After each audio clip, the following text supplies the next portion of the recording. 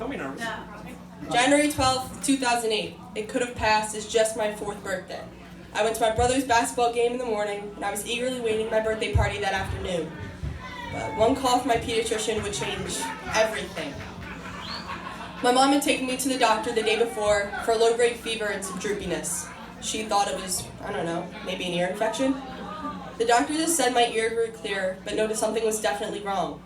They'd also noted that my liver and spleen were enlarged. The next day, my birthday, the doctor had called my mom and told her to get me to CHOP as soon as possible. She'd also told my mom to take an overnight bag because I would be admitted. My mom had suspected that I had some infection that needed IV antibiotics.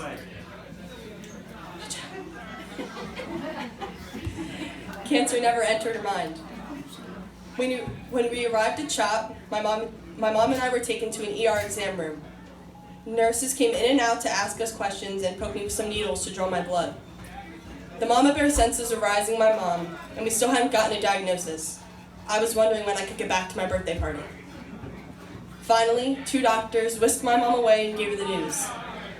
I had been diagnosed with acute lymphoblastic leukemia. My mom was shocked. Her first thought was that she was going to lose me. My first thought was that it sounded like some weird imaginary animal.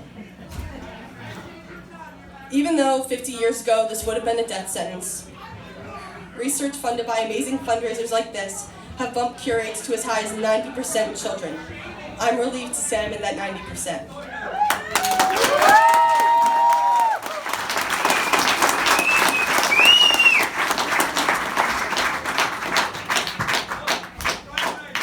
The climb to a cure sure was a tough one. My treatment was a total of 2 years and 4 months. The first 13 months were the hardest with heavy chemotherapy. I visited the oncology clinic 1 to 4 times a week during those months.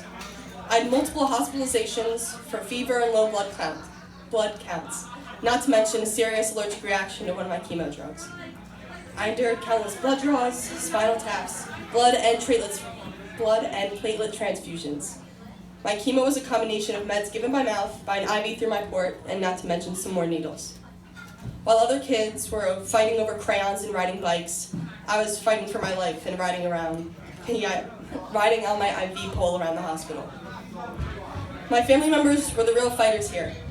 They were by my side through everything and lived in fear. My mom kept a thermometer on her bedside table and a bag with clothes for any unexpected hospital trips we might run into. As time passed, the fear had subsided, and I regained my strength. My cure date was finally reached in 2015 after the very long fight to be cancer-free. I recently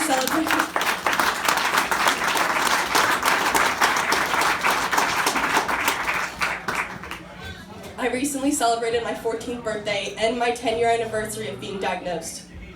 During some of the roughest times when I was receiving heavy chemo, charity organizations offered us glimmers of hope. Not only do they fund life-saving research, they also supply loads of support for patients and education for their families. Thank you for helping these charities continue their much-appreciated mission of finding a cure by being here today. It means the world.